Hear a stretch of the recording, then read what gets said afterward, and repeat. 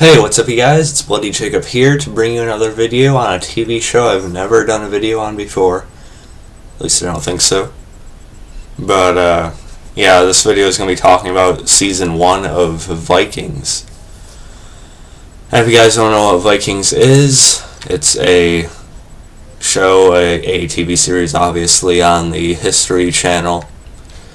And, yeah, I had some free time recently, or sort of.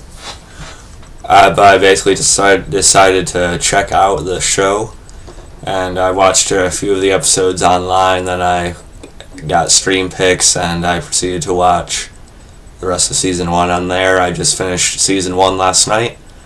There are 2 seasons right now, and Season 3, I believe, is starting in February.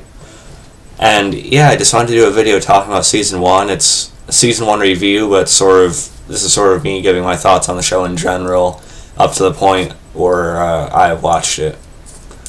So, yeah, I think it is a great show, actually.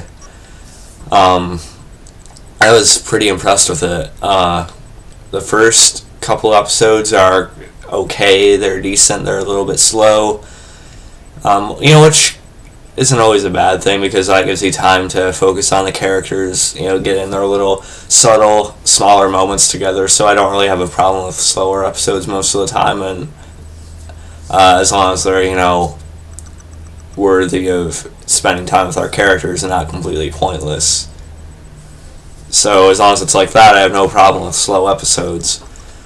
But episodes 4, 5, and 6 of Season 1, which was Trial, Raid, and Burial of the Dead, those 3 episodes in particular, wow.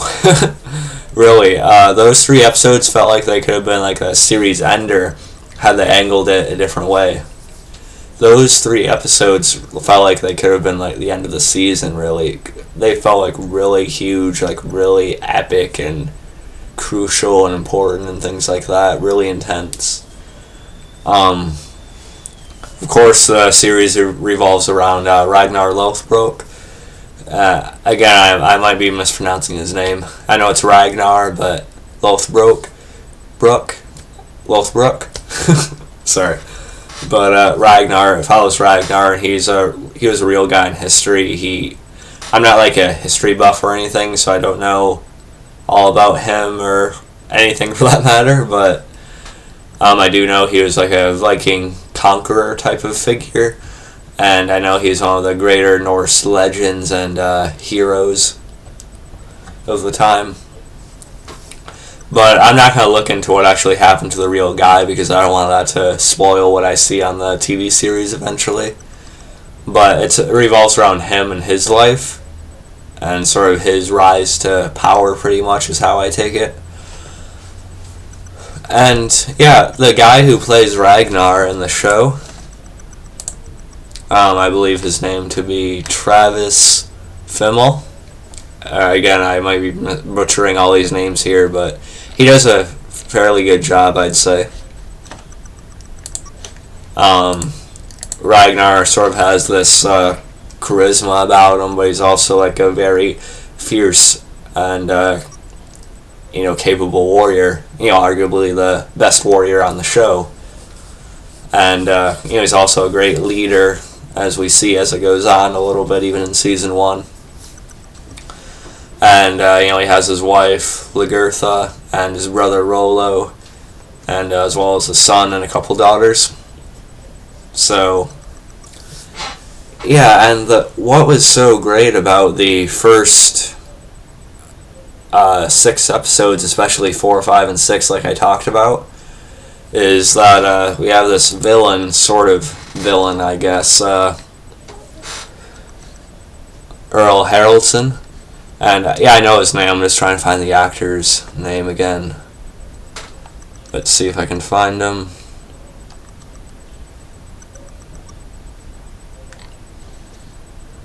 Okay, I can't find the actor's name right now, but I'm sure if you guys watch the show, you know who I'm talking about when I say Earl Haraldson. And he was sort of the guy that Ragnar and many of his other people were living under. And of course, the Earl is like a Jarl.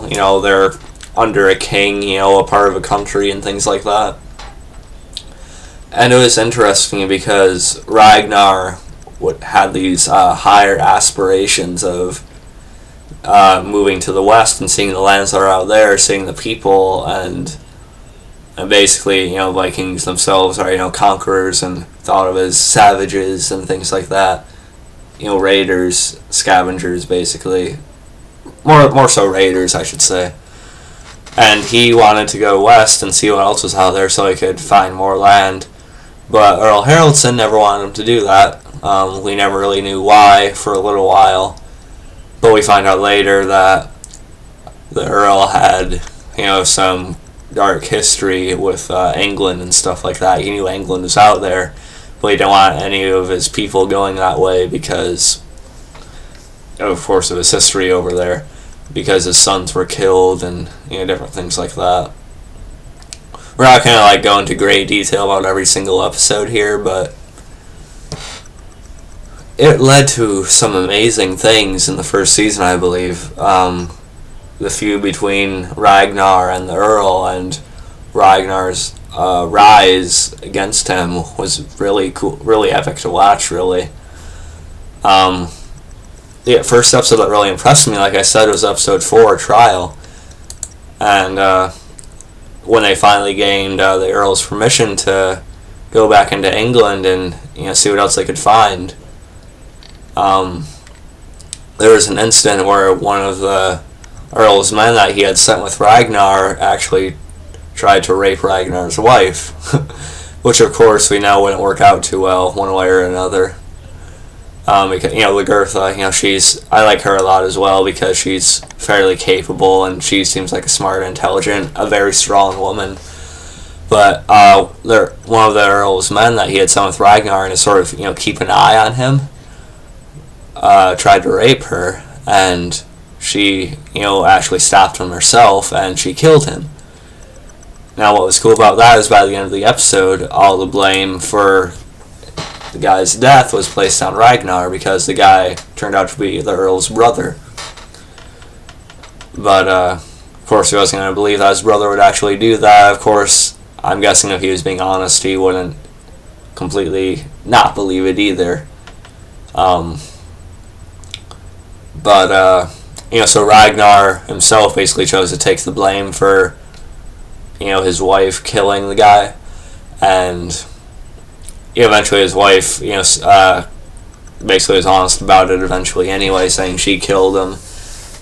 And Rollo is a kind of a more of a villainous character as well because, yes, he's Ragnar's brother, but, he has this jealousy underlying about him all the time towards Ragnar. He thinks Ragnar gets all the glory, he hogs everything, and you know how it is. But he also, goes to Ragnar's wife earlier in the series as well, but that doesn't work out either. And so Trial is really good because we actually got to see Rollo stand up for Ragnar there, even if it was just to protect Lagertha. He protected Ragnar, but it was because of his own personal, less than honorable interests, but it was still fairly good, and it really had some of the best acting I'd seen in the series up to that point, so I was really impressed with that. That whole trial scene was really, really well done, I thought. Of course, the Ragnar being freed at the end of it. And the episode after that, Raid, was just a fantastic episode, man. The Earl doesn't waste any time in going after Ragnar and trying to kill him again. He actually sends his soldiers to Ragnar's home, and he basically starts slaughtering all of Ragnar's people that were living there with him. And he burns the whole place down, and Ragnar was out hunting at the time, which was a pretty nice scene in and of itself before all the shit started going down. But it was just really cool. It really felt intense and epic, really. I wish I could give you more detail about it, but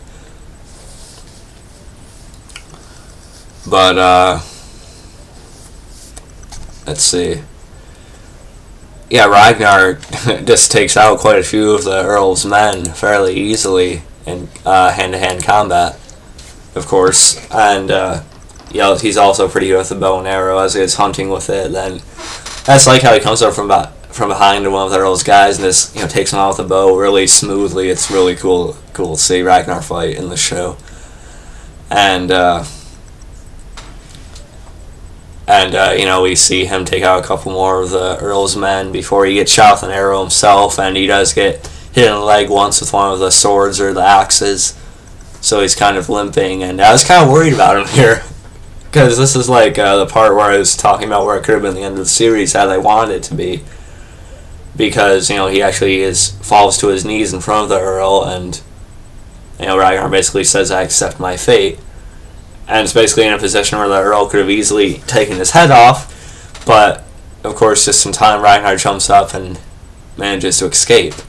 But it was all fairly intense, and it really felt like at the end of the season, or again, if they angled it differently, it could have been the end of the series.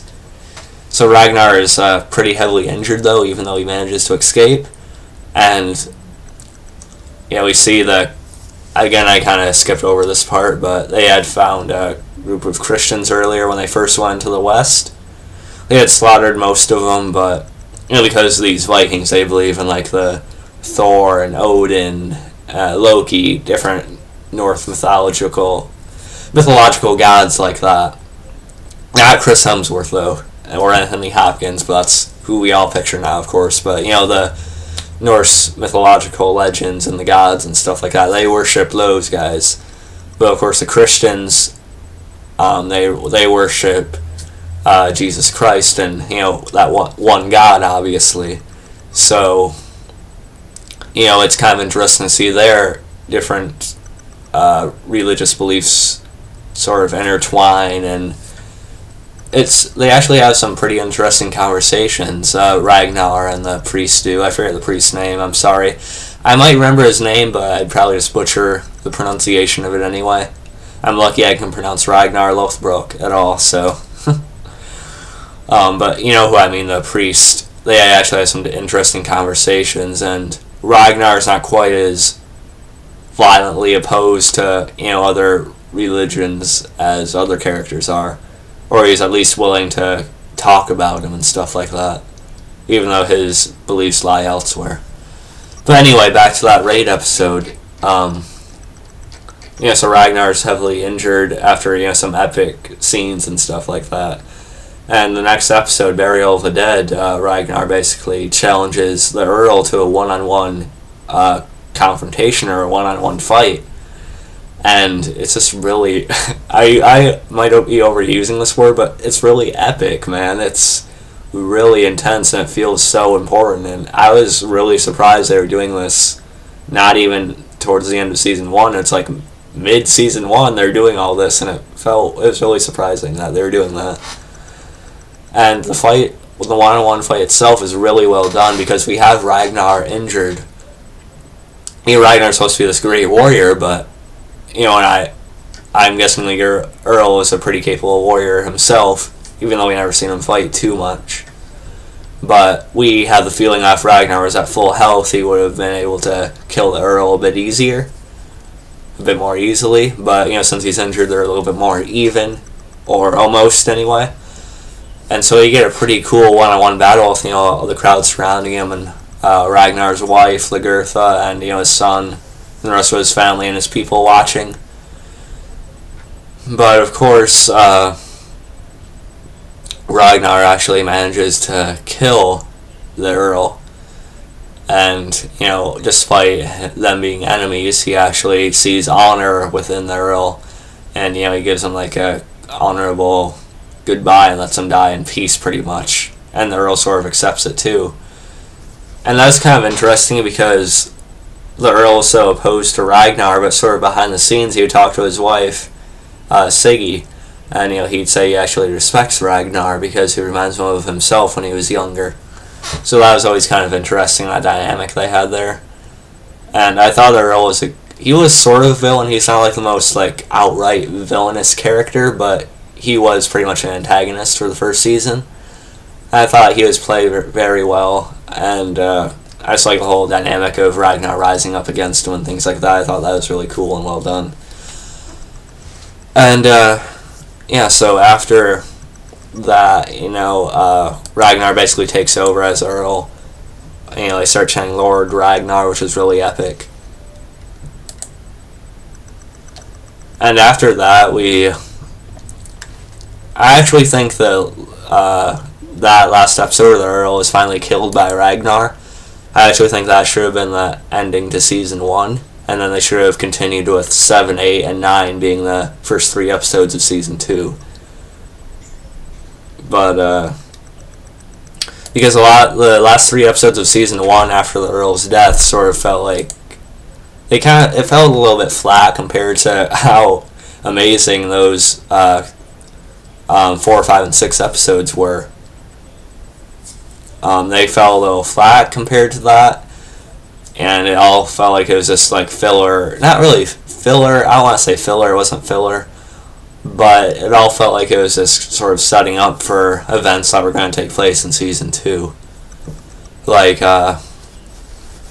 in one of the episodes we see that Ragnar's wife, Lagertha, she was having trouble bearing him more sons. And of course, in this society and civilization and that time period, they want as many sons as possible. A lot of the people would, especially with Ragnar rising in power, he wants his legacy to be carried on as much as possible. Or like an heir to the throne, basically. And Lagertha, they've been having trouble, and she can't really bear him any more sons. She actually lost one of them earlier in the season. And so Ragnar basically, when I forget what it's called, but they're at this area where they worship and pray to, Odin and the rest of the Norse gods. And Ragnar basically wishes, for more sons, and, he doesn't really care who bears them, really. Which kind of bugged me a little bit, but I'll get more into that in a second. So eventually, when King Horik, he's not the Jarl. There's the Jarls, then there's the actual King.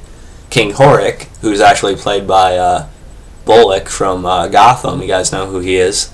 I forget the actor's name, of course. I forget everything. But he plays King Horik, and Ragnar's basically under him now, and they want to go further west, and basically Horik sends Ragnar to Jarl Borg, and to negotiate terms. Horik wants to buy out Borg's land, and he sends Ragnar to negotiate all that. But of course, Bjorg isn't really interested in doing that, so it's basically saying, yeah, there's going to be another big battle soon over it. And along the way, Ragnar finds this princess.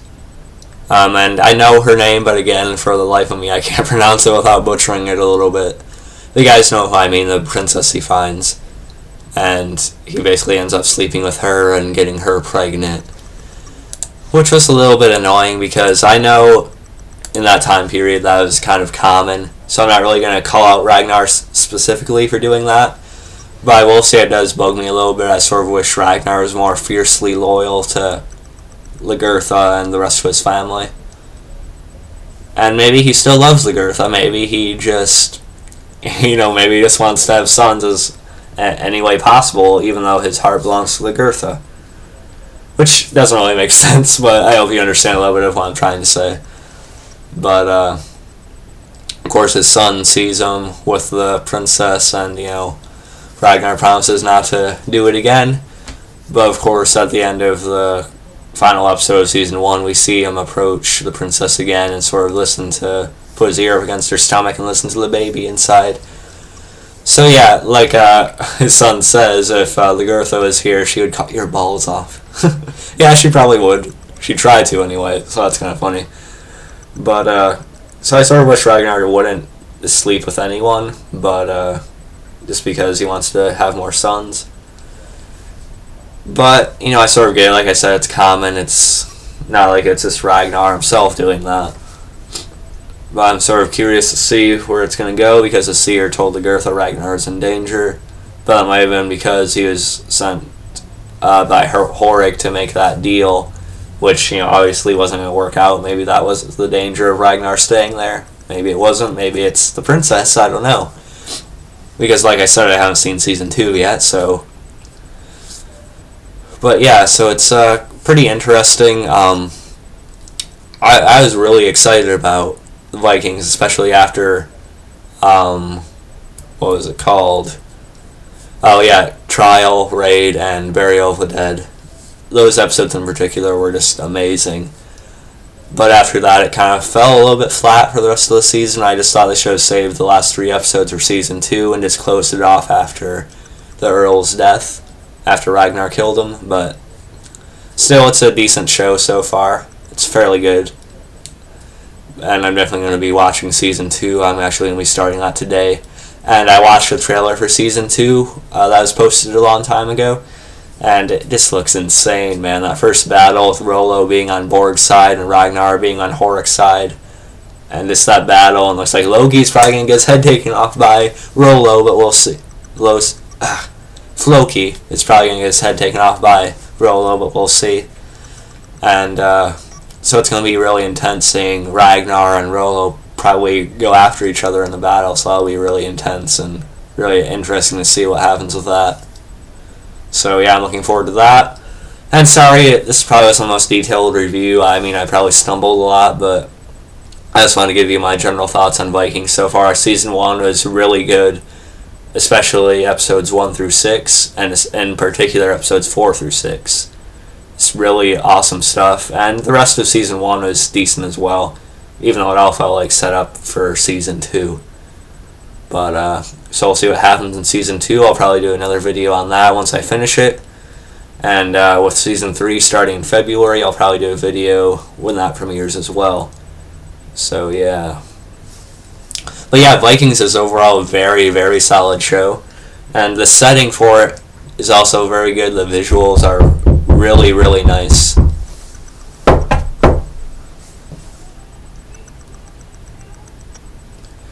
Give me a second, guys. That's what happens when you live with your parents. But anyway, yeah, the visuals for it are really nice. I mean, they film on location in Ireland, so it's not like Spartacus where, the visuals and the background looks really fake. And it looks really realistic in the show because they film on location. It looks basically beautiful. The set looks beautiful, I'll say it.